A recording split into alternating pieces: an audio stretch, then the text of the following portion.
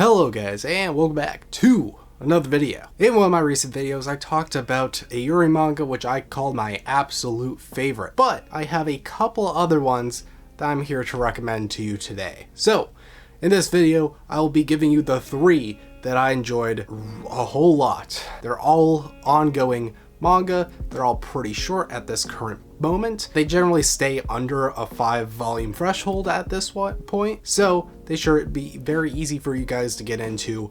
So if you're anybody interested, go read them yourself, don't listen to me. So my first pick is Throw Away the Suit Together. Now, this one is generally the most down-to-earth basic one of my picks, as they are generally college-age students, and as the name implies, they throw away the suit together. They pretty much leave their life in Tokyo, and they go out into a country to be more alone, be together. Now, why is it like this? Well, it uses a very easy to use and good conflict to address, aka LGBTQ rights within the country of Japan. I think you guys already know about the fact that gay marriage is not allowed. Fucked how it is, but hey, that is what it is, and this story makes a commentary on that. It's not something huge about it, it's not crazy, you can still enjoy it without it, but I think it makes for some nice heartwarming moments of them pretty much giving the big F you to society and being like, we can just be happy together, screw what everybody else says, we'll be happy together, we will stay together,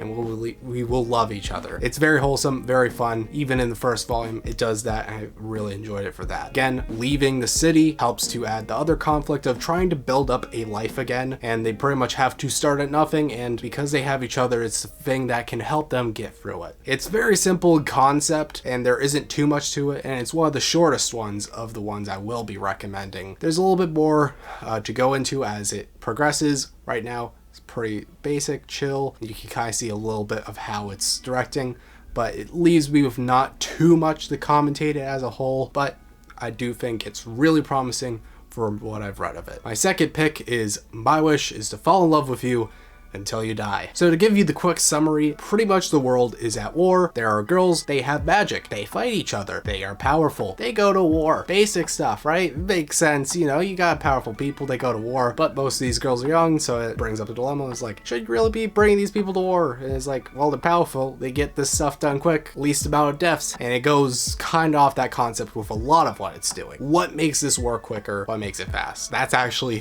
one of the bigger dilemmas compared to the whole romance plot of it, because with our main characters, we have one who's weak, who doesn't really get put on the front lines much because they can't do much. Everyone has their whole like unique power system. They have a very weird one that they're slowly figuring out even in these later volumes, and it's more later developed, some of the progression of how they might get powerful later, but at the very beginning they're generally very weak, and that's why they're not going on the front lines. But they got paired with somebody who is going to be the love interest, who is the youngest one there, and is very interesting as of how she's so powerful. There's a couple of things to it. It's just because she's had a lot of experience fighting. Why does she have so much experience even though she's young? Well, that comes in the second thing and explains the title a whole lot more. It's slightly spoilerish. It's not anything too crazy. It's kind of expected, I'll just be real, is that this girl can die and come back to life. She pretty much has Deadpool powers. And this comes from a certain spell that was cast on her. I'll keep that vague there. There's a little bit of spoilers to that. So no matter what, she gets mangled, complete corpse, just whatever, she'll come right back. So she is one of the most powerful weapons simply for the fact that she can never go down. They can just keep on sending her back out, and that's what they do. And it pretty much goes off of that conflict there of, oh, should you put this young ass person in the war and give this brutal torture? And it's like, well, yeah, probably, because it saves a lot of people's lives comparably. If we could just make her fight the whole war, probably it would be best. It goes off of that as a basic war conflict, and also does have that romance element with it too. It's an all-girls school, so they don't really got a boy to date otherwise, but still, I think romance element kind of takes a side note in compared to the rest of the series, and just really works well with the world. There's spoiler things to it. It's pretty intense, got emotional in one of the later parts of I read. You'll have to read it along with me. It's the longest one I recommended here, but it should be easy to catch up to. And my final one, which I teased in the thumbnail, A Monster Wants to Eat Me. Now this one really surprised me. There's a lot of good stuff going on here. Still quite short, but it's showing a lot of promise. Its basic concept, the fundamental dynamic of the relationship, is a really cool one. So pretty much our main girl does not want to live. She's had many things happen to her past, and the story will dig into that past. That's going to be a part of what happens. But when she's going to get killed by this monster, another monster comes and saves her. This monster has the appearance of another girl, and she is going to protect her, but for a very weird reason. She is a monster still. She does want to eat her, and this main girl who was going to be eaten is apparently extremely delicious to monsters. So all the monsters kind of gather around her. They have her scent.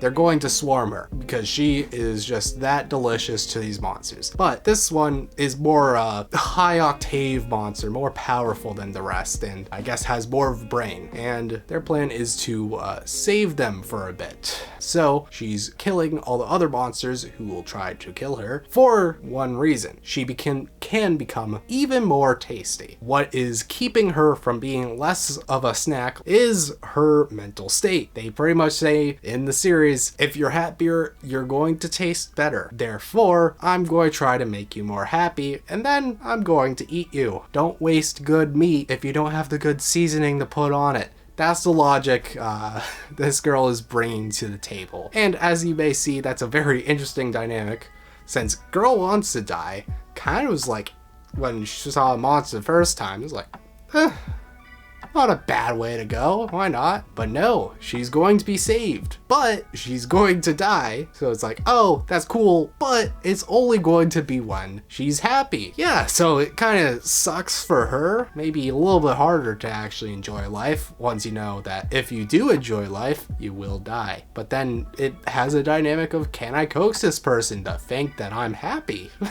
With the whole monster thing, probably not, but it's a very cool dynamic that you can do a lot with. Be just saying it out, you're probably like, damn, that sounds interesting as fuck. And I really think it is. Got more development, and we can see that this monster is able to act quite human. They have even more human experiences. There's someone you can still sympathize and really talk with. And there's more dynamics put about pretty soon, and again, it's still at a very short point and it's very easy to catch up to. There is a lot going on besides this main dynamic, but this main dynamic is just so good. It's easy to tease and easy to get people into.